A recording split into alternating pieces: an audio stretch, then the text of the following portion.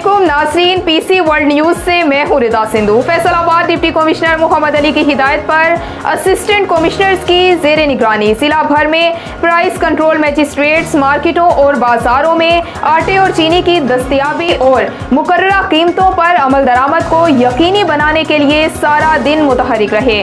हमारे नुमाइंदे खुसूसी पाकिस्तान गुलाम दस्तगीर की रिपोर्ट के मुताबिक उन्होंने मुख्तलिफ दुकानों पर स्टॉक की मौजूदगी का जायजा लिया और ट्रैकिंग पॉइंट्स पर इंसदादे कोरोना SOPs के तहत फरोख्त के अमल की मॉनिटरिंग की।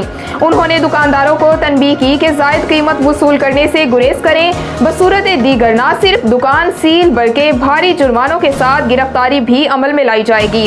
उन्होंने कहा कि जखीरा अंदोजी काबिले कबूल नहीं और दौरान चेकिंग अगर जखीरा की गई अशिया बरामद हुई तो मुतल्लिका दुकानदार जेल की सुलाखों के पीछे होंगे।